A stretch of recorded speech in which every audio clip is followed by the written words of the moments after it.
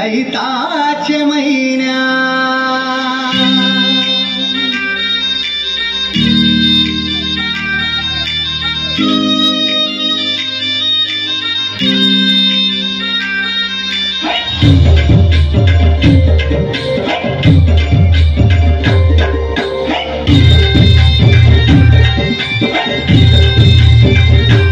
आई तुझं देऊळ साजतई फुलाले डोंगरान ग फुलाले डोंगरान पालखीला नाचून गुलाल उडवून चैताचे महिन्यान ग चैताचे महिन्यान ग आई तुझं देऊळ साजतई फुलाले डोंगरान ग फुलाले डोंगरान पालखीला नाचून गुलाल उडवून चैताचे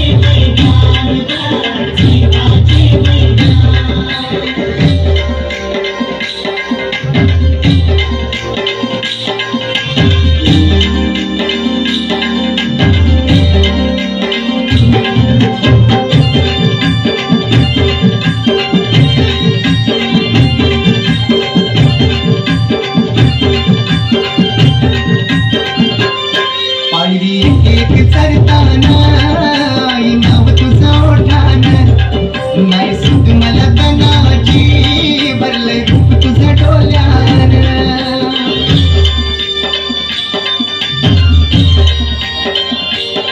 पायरी एक चरताना आई नाव तुझं ओठान नाही सुट मला तनाची भरलंय रूप तुझं डोल्यान आयलो पायाशी आई तुझे हे मना पदिरान ग हे मना पदिरान पालखीला नाचून गुलाल उडवून चैताचे महिन्यान ग चैताचे महिन्यान ग आई तुझं देऊळ साजतई फुलाले डोंगरान ग फुलाले डोंगरान पालखीला नाचून गुलाल उडवून चैताचे महिन्यान ग चैताचे महिन्यान पालखीला नाचून गुलाल उडवून चैताचे महिन्यान ग चैताचे महिन्यान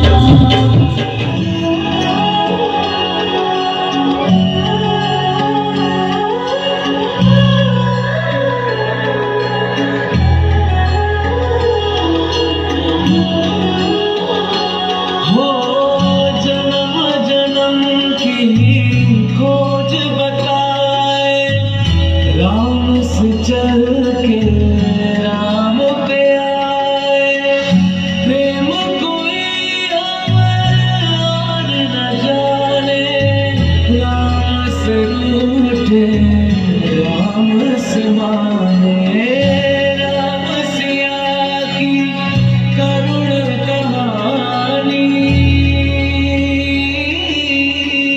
एक है चंदन एक है पानी राम सिया जय जय राम राम सिया जय जय राम राम सिया जय जय राम राम सिया जय जय राम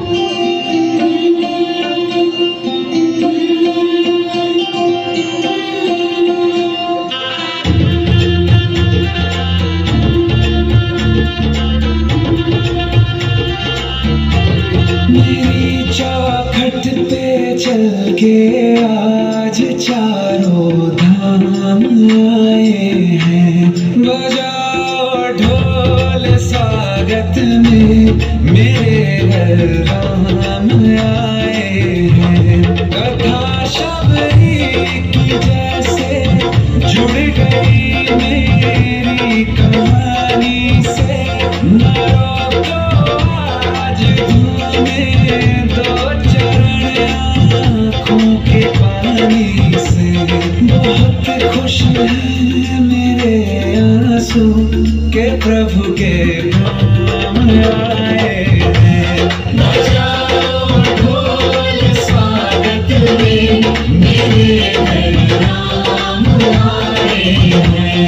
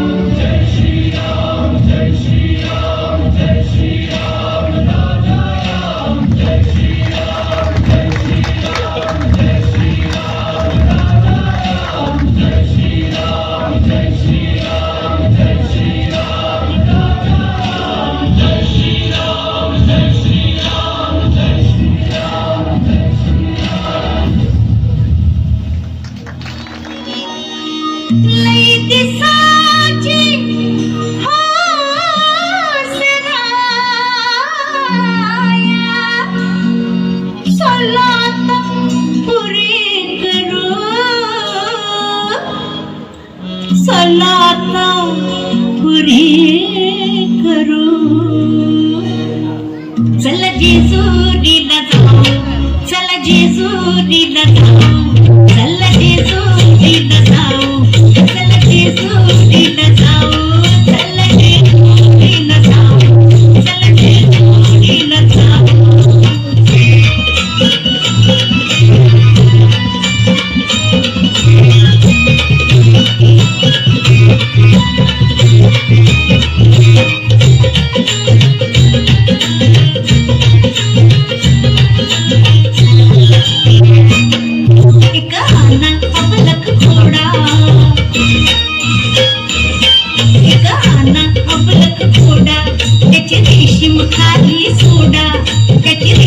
खाली सोडा माग बसा मी पुढ्यात बसते,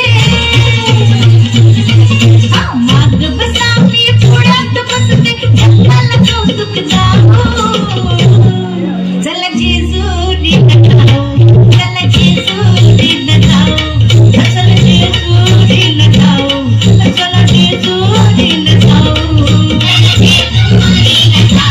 चला जेजुरीला जाऊ.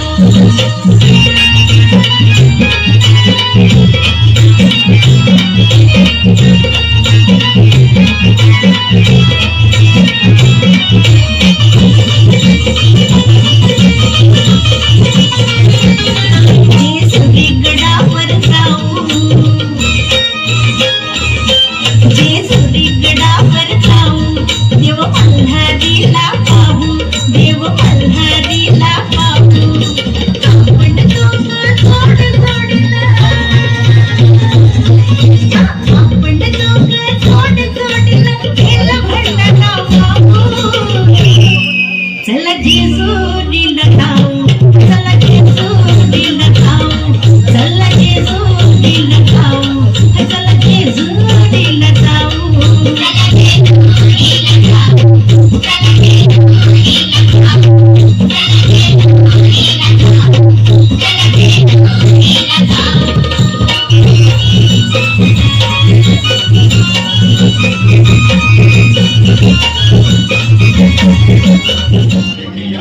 चंद्रकंठेति पुष्पाण्डेति चतुर्भुजं पंचमं स्कंदमातेति षष्ठं कात्यायनीति च सप्तमं कालरात्रीति महागौरीति चाष्टमं नवमं सिद्धिदात्री च नवदुर्गाः प्रकीर्तिता.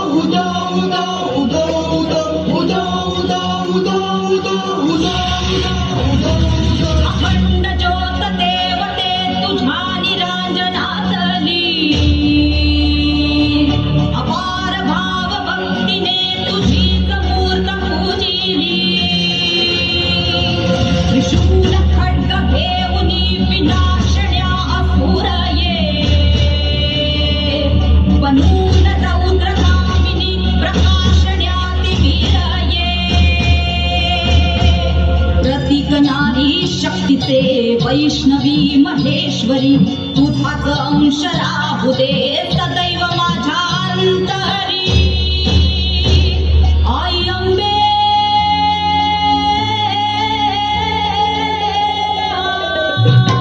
आई अंबे जगदंबे भला भय दे भला विजय दे लढाय बळवे हो. आई अंबे जगदंबे भला भय दे भला विजय दे लढाय बळवे हो.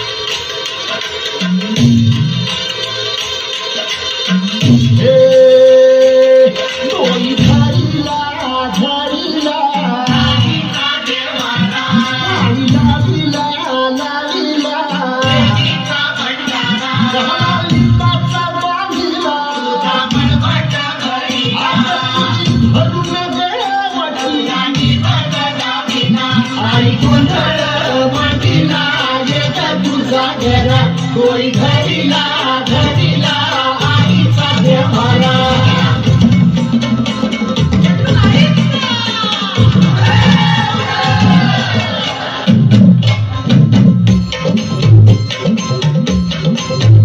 आती परडी कुंकू भारी अंतरवली ज्योतिग भंडाराची मुठ धरली बाप धरली ज्योतिग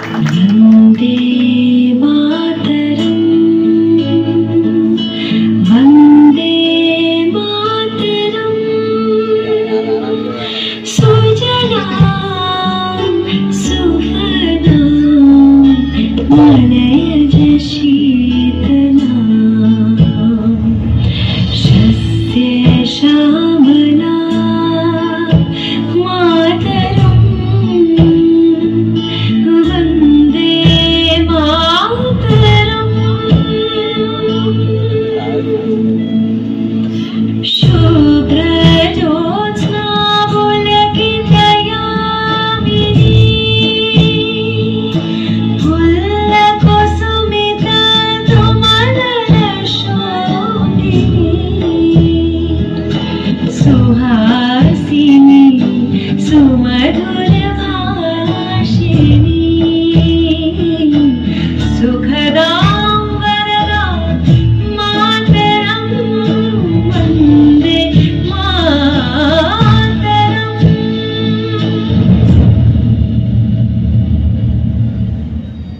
वंदे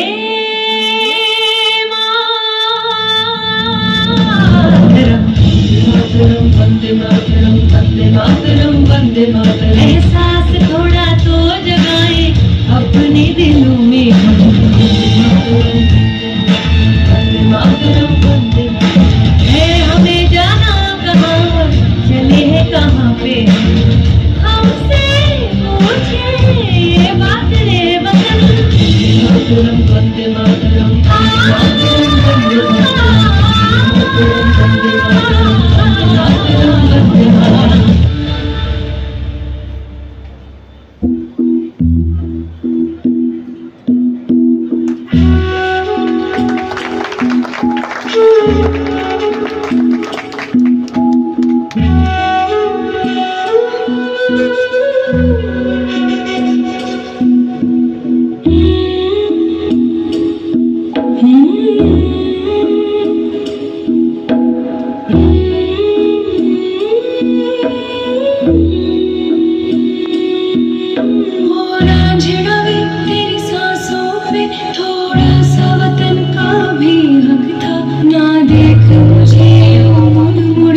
तेरा मेरा साथ यही तक था। ये तेरी ज़मीं तेरे खून से ही तो सजती संवरती है राज। तेरे इश्क की मैं हकदार नहीं, तेरी हीर तो धरती है रांझे। तेरी मिट्टी में मिल जाऊं गुल बन के, मैं खिल जाऊं, इतनी सी है दिल की आरज़ू।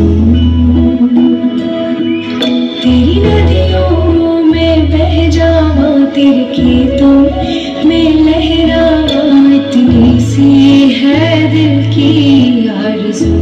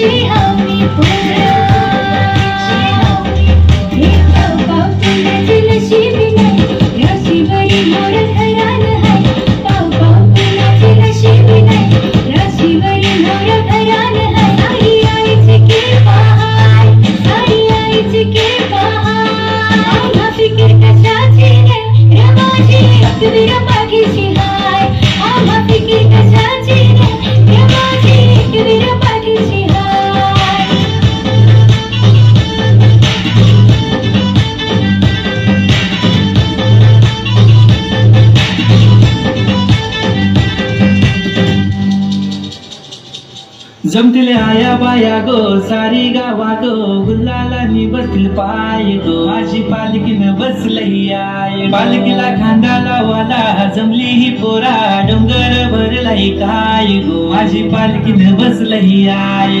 आई तुझं माझं नातं सांगू कसं तोंड सूया विनाचं सणाय गो, माझी एकच एकविराय गो। आई तुझं माझं नातं सांगू कसं फुलं पाना विना जगनाय गो, माझी एकच हेच एक विराय माझं सुख दुःख सार तुझ ग माझे तुझे विनाई तुझ्या हृदयात कर आम्हा फिकीर कशाची नाही रो माझी एकविरा पाठीशी हाय आम्हा फिकीर कशाची नाही रो माझी एकविरा पाठीशी हाय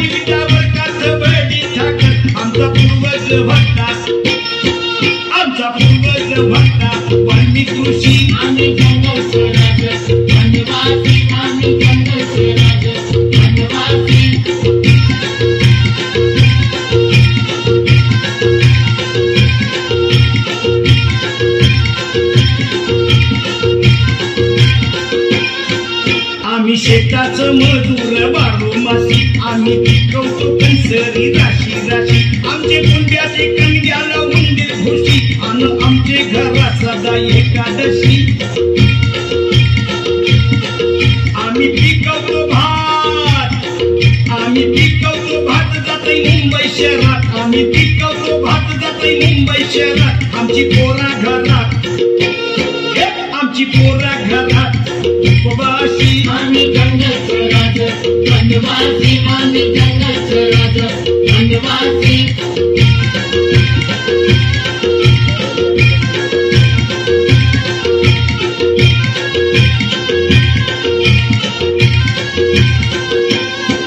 अठरा पुराण झाली या पुराण नियम पुराण नियम अवतार झालं या अवतार नियम ठरवलं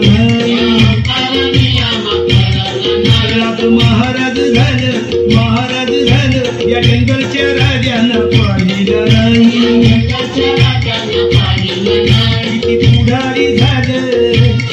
किती पुढारी झालं या पुढाऱ्या नियम पडवलं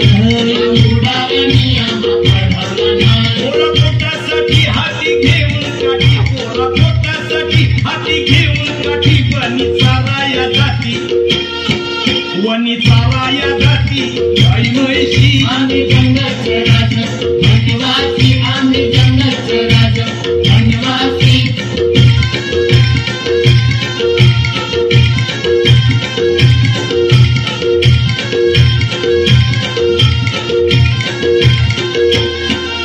रहाय कोंबटी थंडीला शिकोटी चकमकदार गोटी सौदेशी चकमकदार गोटी सौदेशी आम्ही जंगलचं राजा कमरेला लंगोटी हातामध्ये काठी घोंगडी पाठी कानयाची घोंगडी पाठी कानयाची आम्ही जंगलचं राजा हे नाचतो कबड्डी वाजवतो कुंबडी कापतो कुंबडी देवऋषी आम्ही कापतो कुंबडी देवऋषी आम्ही जंगलचं राजा माया पोटाचं हालत बिनाडील ढोहाल पालन हाल दरवर्षी पालन हाल दरवर्षी आम्ही जंगलचं राजा आणि मुडीवर गवत रुढीवर शेतीवाडीवर दरवेशी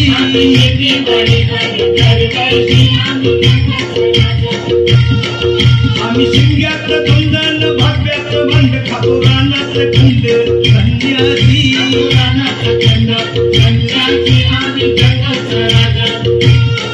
येतो खांद्यावर कुऱ्हाड पाठीवर फिराड वाऱ्यावर बरात काही तिची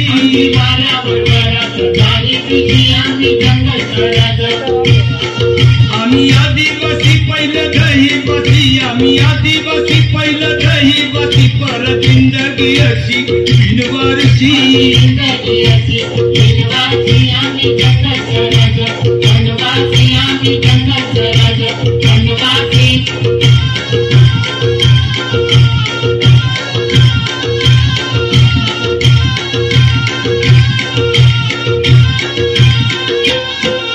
अभुजाची मधुरी वारापुरी पोरानं साळत टाकावं कसं साळा दराशी पण बाळा ढोराशी पोटात बांधलं शिकावं कसं शिक्षण वाचून लक्षण नाही या नव्या जगामध्ये टिकावं कसं सागारा मानू रामायणाच्या वाल्मिकीचं नाव राखावं कसं तुम्ही आत्मज्ञानी तुम्ही कर्ताचैनी तुम्ही आत्मज्ञानी तुम्ही कर्ताचैनी आमची राशीला शनी बारमासी आम्ही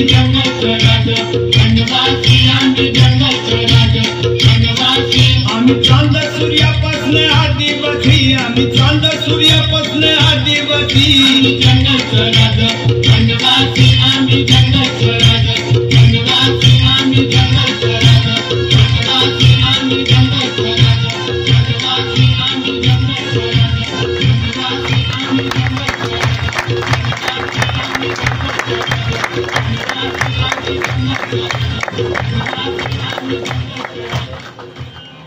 राजा दशरथाच्या विनंतीनुसार ऋष्यशृंगाने यज्ञ मांडला आणि एका शुभवेळी त्या यज्ञ ज्वालेमधून एक रक्तवर्ण महापुरुष निर्माण झाला. तो महापुरुष म्हणजे साक्षात अग्निदेव होता आणि तो अग्निदेव आपल्या दुंदुभीसारख्या कणखर परंतु अतिशय मधुर अशा सादानी दशरथाला सांगू लागला, दशरथा घे हे पायसदान. दशरथा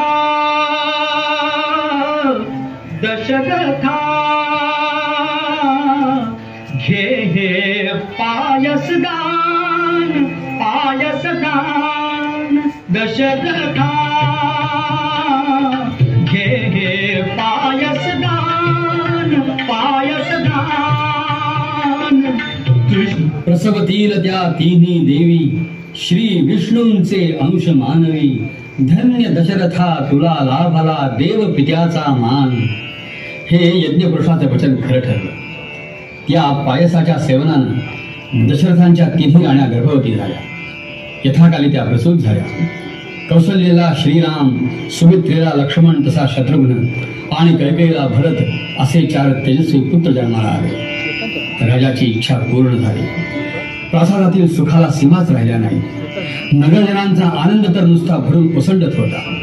श्रीरामाधिक भावंड रामू लागली तरीही अयोध्येतील स्त्रिया श्री राम जन्माचा आनंद गीतच गात होत्या, पुन्हा पुन्हा गात होत्या.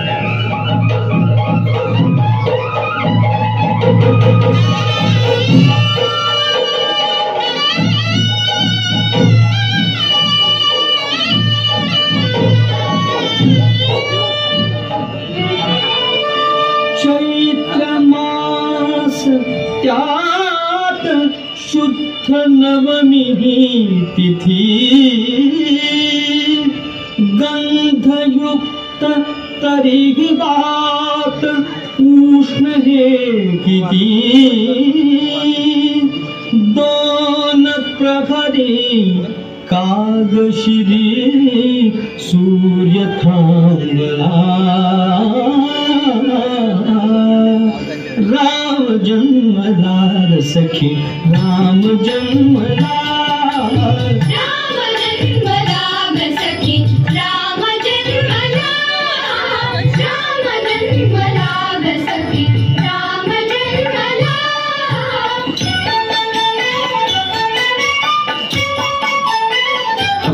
त्यानं धनुर्विद्या आत्मसात केली, धार्मिक ग्रंथ अभ्यास केले. त्याच्या समवेत त्याची लक्ष्मणादी लहान भावंडही निष्णात झाली. आता ते सर्वजण राजसभेमध्ये येऊन बसूही लागले. आणि एके दिवशी राजा दशरथ पुत्रांसह वर्तमान राजसभेमध्ये बसलेला असताना महर्षी विश्वामित्र त्या ठिकाणी आले. राजानं त्यांचं आनंदानं स्वागत केलं आणि नम्रपणानं विचारलं की महर्षी, आपली काही इच्छा असेल तर सांगा, मी ती अवश्य पुरी करीन. राजाच्या या भाषणानं अत्यंत हर्षित होऊन विश्वामित्र म्हणाले, ज्येष्ठ तुझा पुत्र मला देई दशरथा, यज्ञ रक्षणास योग्य तोची सर्वथा. ज्येष्ठ तुझा पुत्र मला देई दशरथा.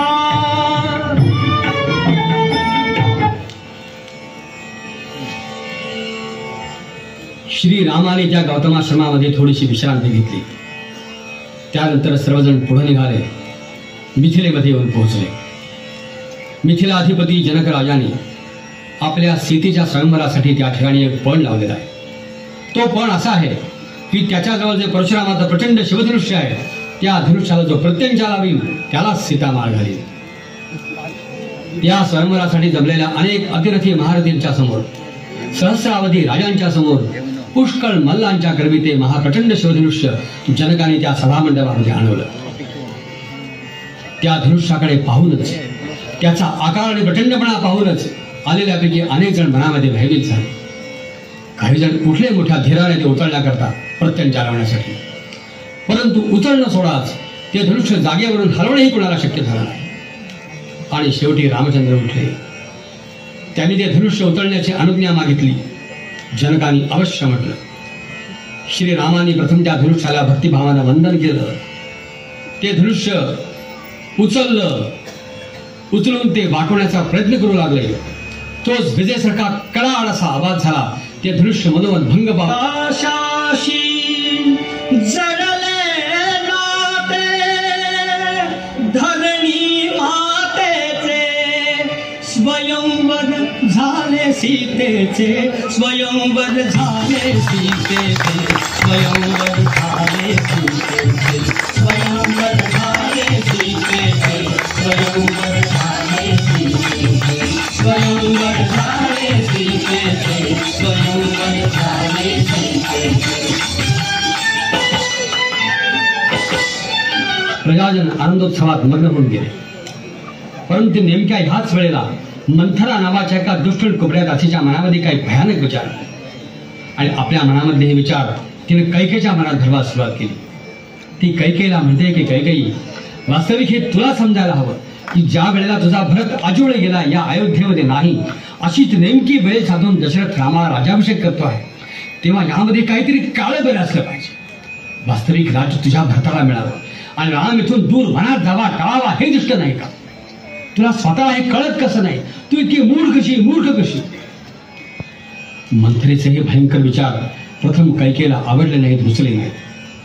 परंतु मंथरेनं आपली चिकाटी काही सोडली नाही आणि तिच्या चिकाटीला इतकं भयानक फळ लवकरच आलं की मंथरेचे म्हणून ते विचार होते ते जणू काही आपले स्वतःचेच विचार आहेत असं वाटायला लागून त्या विचारांच्या मनस्वी आहारी जाऊन कैकेयीनं दशरथांना बळावून आणलं आणि त्यांनी तिला दिलेल्या 2 वरांची तिनं आठवण करून दिली आणि क्रुद्ध आवाजात त्याला ती बजावू लागली. मोडू नका वचनास नाथा, मोडू नका वचनास, मोडू नका वचनास नाथा, मोडू नका वचनास. भरता कोण तू, कुठला राजकुमार असे लाडीगोडीनं पुन्हा पुन्हा विचारित श्रीरामांची लगट करणारा शूर्पणखेला. श्रीराम विनोदानं म्हणाले, मी विवाहित आहे, एकपत्नी व्रतधारी आहे. मला काही तुझ्या प्रेमाचा स्वीकार करता येणार नाही. मात्र माझा हा धाकटा भाऊ लक्ष्मण जो अद्याप अविवाहित आहे तो तुला बोलतो. शूर्पणखेनं आपला मोहरा लक्ष्मणाकडे बघा. लक्ष्मण हसत हसत म्हणाला, माझी भार्या होणं म्हणजे दासाची दासी होणं. मी माझ्या वडील बंधूंच्या चरणांचा दास आहे. तू असं कर, श्रीरामांचीच कनिष्ठ भार्या हो. कदाचित तुझ्यासाठी ते आपल्या प्रथम पत्नीचा त्याग सुद्धा करतील. लक्ष्मणाच्या भाषणातील विनोद न समजल्यामुळे ती मूर्ख राक्षसी खरोखरच परत रामांच्या पाशी गेली आणि त्याला म्हणाली, रामा, तू सर्वस्वी माझाच राहावास. म्हणून तुझ्या समक्ष तुझ्या या स्त्रीला मी खाऊन टाकले. शूर्पणखा जानकीच्या अंगावर जेव्हा धावली तेव्हा मात्र महाबलाढ्य श्रीरामाने लक्ष्मणाला आज्ञा केली या राक्षसाला विरूप करून. वडील बंधूंच्या आज्ञेसरशी लक्ष्मणानं खड्ग उपसलं आणि त्या शूर्पणखेचे नाक आणि कान छेदून टाकले. भयंकर आक्रोश करीत ती राक्षसी साऱ्या वनातून किंकाळ्या पडीत पडू लागली. आपले बंधू खरं दूषण यांच्यापाशी जाऊन तिनं गाराणं घातलं. ते ऐकून ते राक्षस रामांची संग्राम करण्यासाठी धावून आले. पण महाधनुर्धर श्रीरामाने दीड मुहूर्तात त्या सर्वांचा सैन्यासह संहार केला. एकट्या रामाने खर, दूषण, त्रिशूल आणि 14 सहस्र राक्षस वधिल्याचं पाहून ती विरूप राक्षसी लंकेला पळाली. आपला बंधू लंकाधिपती रावण याच्या समोर उभी राहिला. सर्व अमात्यांसमक्ष ती रावणाला म्हणू लागली, विरूप झाली शूर्पणखा ही दाशरथीची कृती. चूड घे त्याचा लंकापती, चूड घे त्याचा लंकापती. कसले करसी राज रावणा, कसले जनपालन. श्रीरामाने पोळ किंकिले तुझे दंड कावन. सत्ता धातुक नाही तरीही कर्तव्याची स्मृती. चूड घे त्याचा लंकापती, चूड घे त्याचा लंकापती.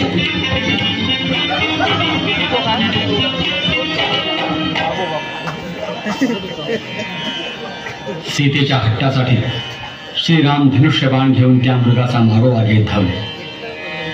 रामांचा बाण वरवी लागताच तो मायावी मारीच, हा सीते, हा लक्ष्मणा, धाव धाव असं मानवी बाणीनं ओरडला. तो साध श्रीरामांच्या साधासारखाच होता. त्यामुळं इकडे पर्णशाळेमध्ये सीतेच्या शरीराला कापरं भरली. श्रीरामांनाच काहीतरी अपघात झाला असावा ह्या कल्पनेनं तिने लक्ष्मणाला त्यांच्या शोधार्थ पाठवले. आश्रमात ती एकटीच उरली. ती संधी साधून यतिवेश धारण केलेला रावण पुढे झाला आणि थोड्याच वेळात त्यानं आपला खरा हेतू प्रकट केला. तो तिच्याशी लगट करू लागला. सीतेच्या आक्रोशाला आणि संतापाला न जुमानता रावणाने तिला रथामध्ये घातले आणि लंकेचा रस्ता झाला. इकडं त्या मायावी मारीचाचा वध करून श्रीराम परत येत आहेत. तोच पुढून येत असलेला लक्ष्मण त्यांच्या दृष्टीला पडला. त्यांच्या हृदयामध्ये एकदम चललं झालं. त्यांनी विचारलं की लक्ष्मणा, जानकीला एकटी सोडून तू कसा आलास? त्या मायावी राक्षसानं माझ्यासारखा साथ काढून 8 हाका मारल्या, त्यानं फसला तर नाहीच ना. अरे माझ्या शरसंधानामधून वाचणं त्याला शक्य होतं का? यावर लक्ष्मण नम्रपणानं म्हणाला, हे सर्व मी देवी जानकीला सांगितलं, पण त्यावर त्या मला अत्यंत कठोर वचनं बोलल्या आणि त्यांच्या इच्छेप्रमाणे मला इथवर येणं भाग पडलं. राम म्हणतायत की वेड्या, एका स्त्रीचं क्षणिक रागातलं बोलणं तू सत्य मानलंस. माझा द्यावा डोळा होतो आहे, काहीतरी अशुभ घडलं असावं असं मला वाटतं आहे. ते दोघे आश्रमामध्ये आले. पर्णशाळेमध्ये सीता नव्हती. कृष्णाजीनं आणि दर्भ अस्ताव्यस्त पडले. साऱ्या आश्रमाचीच कळा नाहीशी झाली होती. श्रीराम आजूबाजूला हिंडू लागले, शोध करू लागले आणि व्याकुळतेनं सीतेला हाका मारू लागले.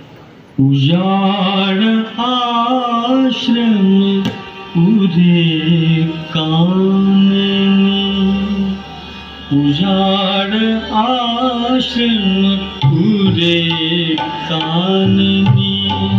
कोठे सीता जनक नंदिनी, उजाड आश्रम उदे काननी.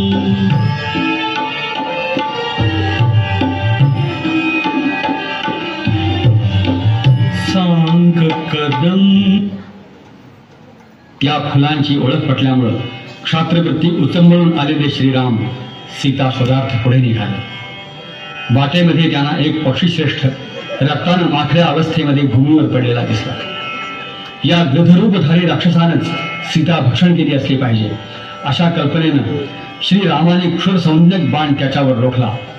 तेव्हा फेसासह रक्त उगीत असलेला तो पक्षीराज जटायू श्रीरामाना म्हणाला, मरणोन्मुख त्याला तारे, मारिसी पुन्हा रघुनाथा. अडविता खलासी पडलो पडविली रावणी सीता. पुढे श्रीराम आणि लक्ष्मण ऋष्यमुख पर्वतावर आले. या पर्वतावरच राज्यपदभ्रष्ट झालेला कपिश्रेष्ठ सुग्रीव आपल्या हनुमंतादिक मंत्र्यासह लपून छपून वावरत होता.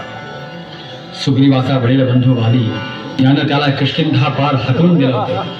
सुग्रीवाची पत्नी रुमा हिचंही त्या पापकर्म्यानं बलानं हरण केलं होतं. राम लक्ष्मणांना दुरून पाहताच सुग्रीवाला वाटलं की हे दोन धनुर्धर वालीनेच आपल्यावर पाठवले असावेत आणि तो घाबरून मलय पर्वतावर पळाला. तिथूनच त्यानं हनुमंताला चौकशीसाठी पाठवलं. सचिवोत्तम हनुमंतानं श्रीरामांची भेट घेतली. प्रथमदर्शनीच श्रीराम आणि हनुमंत यांच्यामध्ये स्नेहभाव निर्माण झाला. हनुमंतानंच श्रीराम आणि सुग्रीव यांची भेट घडवून आणली.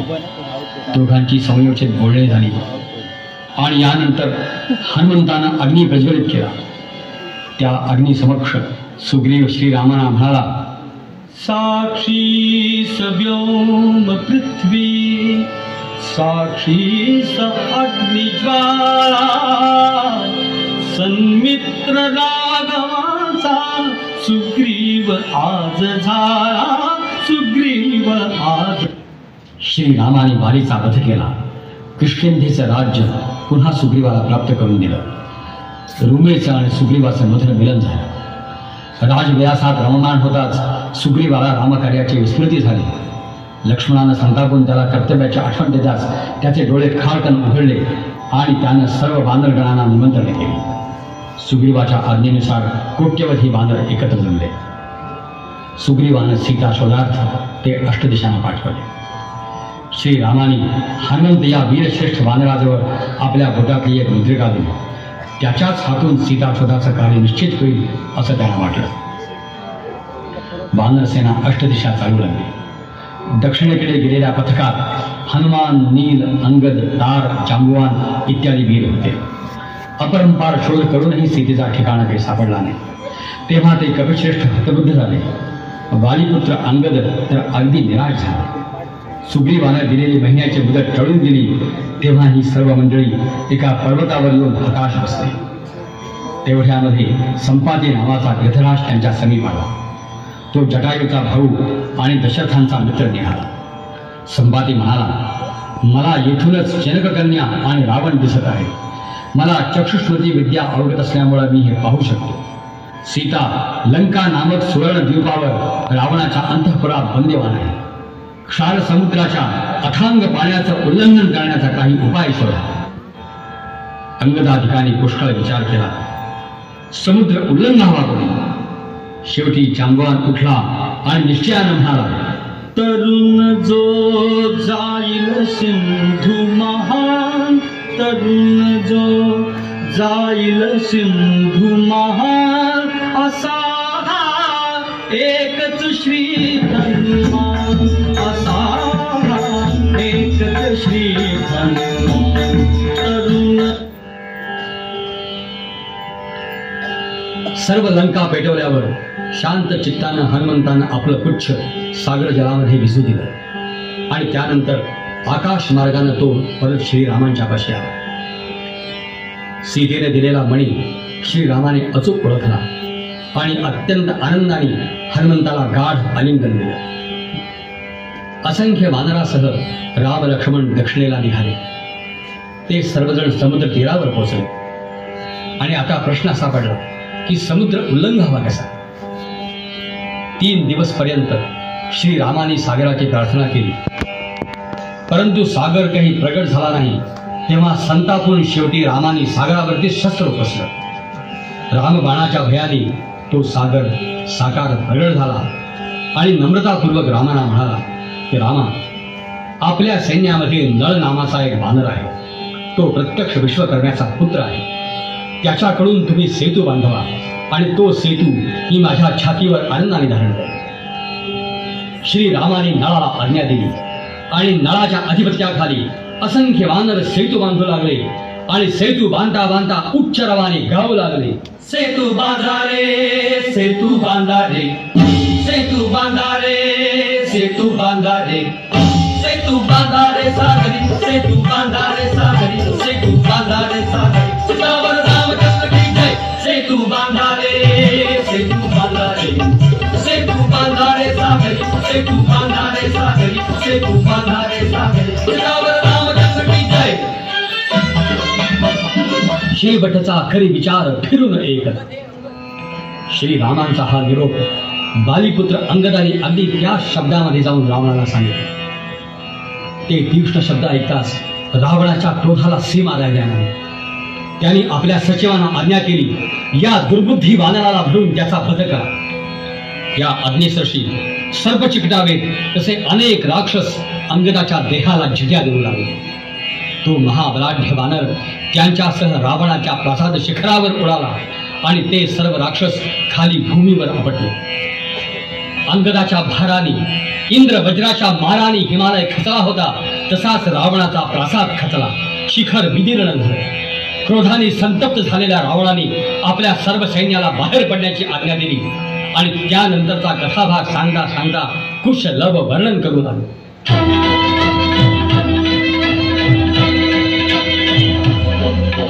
नभा भेदुनी नाद चालले शंख दुंदुभीचे, चालले शंख दुंदुभीचे, अनुपमेय हो सुरू युद्ध हे राम रावणाचे, युद्ध हे राम रावणाचे.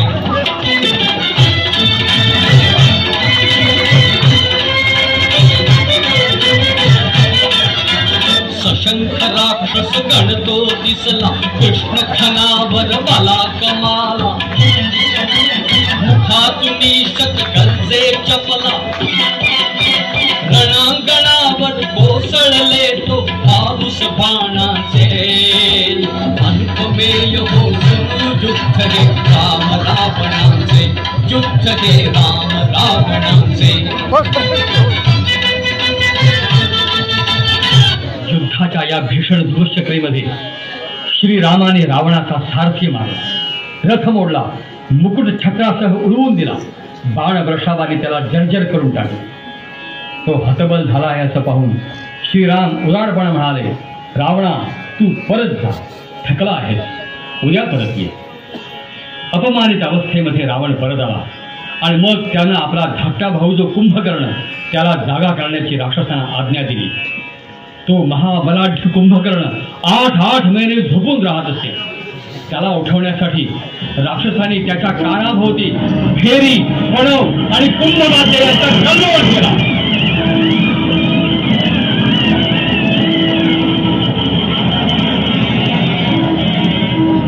अंगावरून हत्ती गेले तरी शरीरावरचे केवळ रोमांच हल्ल्याचा त्याला भास होईल इतका तो कुंभकर्ण भयंकर आकाराचा होता. कुंभकर्ण जागा झाला. रावणानं त्याला आपल्या पराजयाचं वृत्त सांगितलं आणि अत्यंत पाकळतीनं त्याच्या साह्याची रचना केली. कुंभकर्ण थोडं हसत म्हणाला, योग्य समयी जागविले बांधवा मला, योग्य समयी जागविले बांधवा मला, लंकेवर काळ कठीण आज पातला, लंकेवर काळ कठीण आज पातला. श्रीरामांच्या सारख्या समर्थ वीराच्या तुमचे हे उद्गार ऐकून इंद्र सारथी मातरी किंचित हसला आणि म्हणाला, प्रभू असं न समजल्यासारखं काय बोलता आहात. त्याच्या वधाकरता पितामहास्त्राचा उपयोग करा. देवानी जो रावणाच्या मृत्यूचा काळ सांगून ठेवला आहे तो आता अगदी समीप आला आहे. मातरीच्या या भाषणानं आता श्रीरामांना जणू स्मरण आलं आणि अगस्ती ऋषींनी दिलेला दैदिप्यमान बाण त्यांनी धनुष्याला लावला. आकर्ण प्रत्यंच्या ओढून त्यांनी तो बाण महाप्रतापी रावणाच्या दिशेने सोडला. तो दुस्सह आणि प्रत्यक्ष मरणाप्रमाणे अनिवार्य असलेला बाण रावणाच्या वक्षस्थळात जाऊन घुसला. त्याने रावणाचं हृदय शतशः विदीर्ण करून टाकले.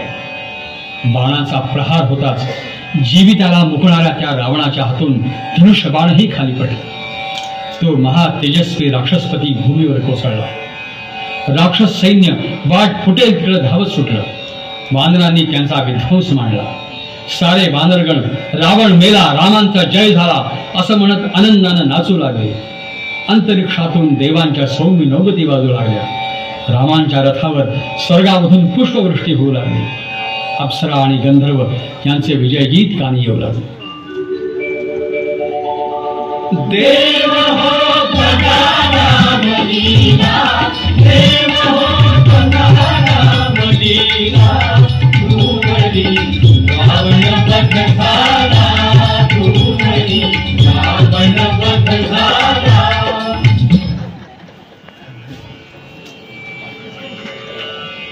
स्वामिनी निरंतर माझी सुता ही क्षमेची, असं म्हणून श्रीरामाने अत्यंत आनंदाने निष्कलंक म्हणून पतिव्रता म्हणून जानकीचा परत स्वीकार केला. सर्व सैन्यामध्ये आनंदी आनंद पसरला. रामाने विभीषणाला आज्ञा केली, लंकाधिपते निरपेक्षपणानं आणि सुखानं लंकेच्या साम्राज्याचा उपभोग घे. आता रामांचं कार्य पूर्ण झालंय. भरत भेटीची त्यांना ओढ लागली आहे. विभीषणानं पुष्पक विमान तयार केलं. विमानामध्ये बसण्यापूर्वी रामाने न्यायासाठी आणि सत्यासाठी लढणाऱ्या आपल्या साऱ्या सहकाऱ्यांचा निरोप घेतला. त्यांना अयोध्येचं निमंत्रण केलं. श्रीराम, सीतामाई आणि लक्ष्मण विमानामध्ये बसले. विमानाने उड्डाण केलं आणि अयोध्येच्या मार्गावरती असताना एके दिवशी ते विमान श्री भरद्वाज ऋषींच्या आश्रमामध्ये उतरलं. याच दिवशी रामांच्या वनवासाची 14 वर्ष पूर्ण झाली आहेत. आपण येत असल्याची वार्ता हनुमंताकरवी अयोध्येला कळवण्याची व्यवस्था त्यांनी अगोदरच केलेली आहे. राम येत आहेत, सीतामाई येते आहे, लक्ष्मण येतो आहे. या वार्तेनं सारी अयोध्या आनंदाने अक्षरशः नाचते आहे. शत्रुघ्नानं सर्व अयोध्या शृंगारली आहे. भरत डोळ्यामध्ये प्राण साठवून रामांची वाट पाहतोय. भरद्वाजांच्या आश्रमामधून रामांच्या विमानाने उड्डाण केलं.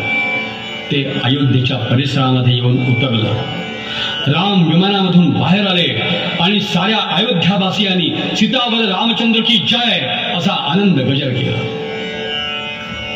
भरताने रामांच्या सुपूजित पादुका त्यांच्या चरणी घातल्या.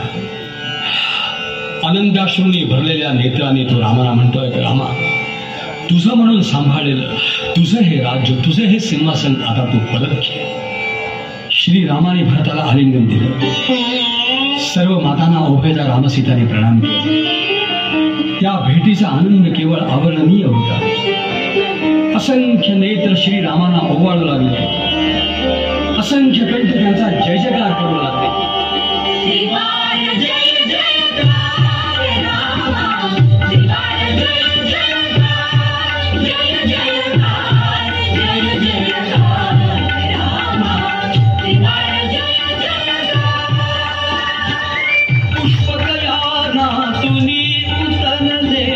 स्वर्ग सौख्य साकार, स्वर्ग सौख्य साकार, जय जयकार.